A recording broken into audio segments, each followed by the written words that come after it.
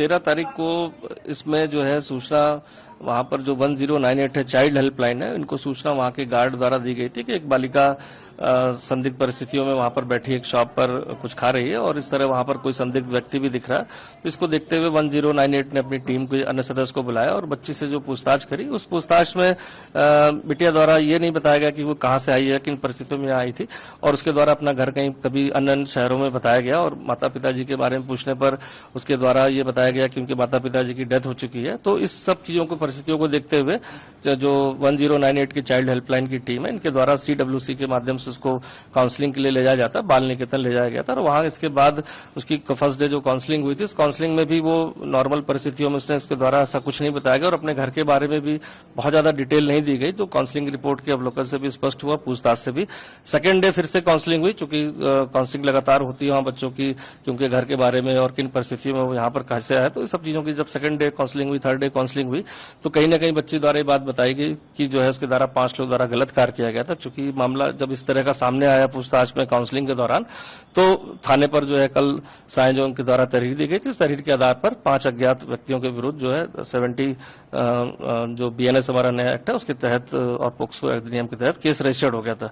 चूंकि बिटिया से जब इस जानकारी के बारे में घटनाक्रम कहाँ का हो सकता है, जो हमारी स्पेशल टीम जो महिला अधिकारियों की बनाई गई, तो उसके बाद फिर पता चला कि घटनाक्रम जब वो बस से दिल्ली से बस से आई थी तो घटनाक्रम बस का था। इसके बाद वहां की सारी CCTV फुटेज को लेकर अवलोकन किया गया। उस अवलोकन के बाद बिटिया को देखा कि रात के करीब 1-1:30 बजे के करीब एक शॉप पर वहीं पर बैठी हुई थी और एक संदिग्ध व्यक्ति भी वहां पर खड़ा हुआ था और जिसको गार्ड ने भी पहचाना था कि यहाँ एक व्यक्ति यहाँ था और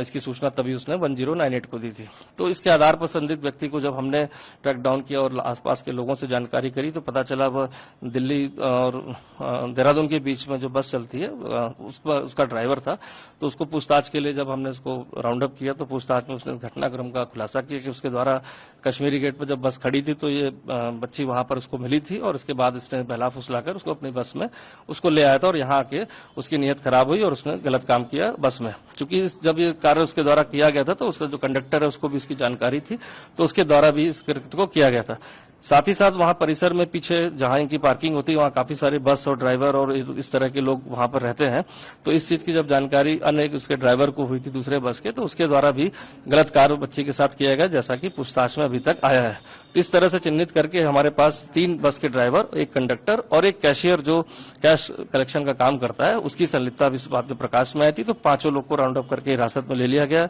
जो बस आइडेंटिफाइड हुई थी, रात इसमें स्टेट की फोरेंसिक टीम को बुलाकर जो साक्ष्य संकलन की कार्रवाई इसमें की गई है। साथ ही जो हमारी काउंसलिंग की टीम थी, जो अलग अलग लोगों ने काउंसलिंग करी थी, उनसे भी वार्ता कर ली गई है। अब पूछताछ के बाद बिटिया का जो था कि गांव का नाम पता चला था, उस गांव के नाम के आधार पर हमने वहां पर पुलिस से संपर्क करके टीम को वहां भेजा और वहां पर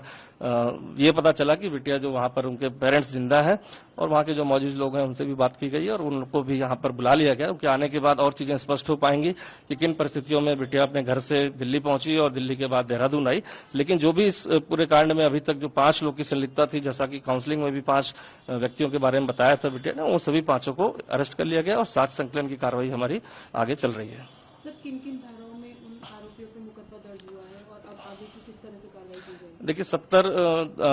70/2 जो हमारी जो BNS की सेक्शन है, जो पहले गैंग रेप में यूज हुआ करती थी, उसके तहत और हमारी जो पोक्सो अधिनियम की नाबालिग के विरुद्ध है, वो उसके तहत मुकदमा दर्ज किया गया है।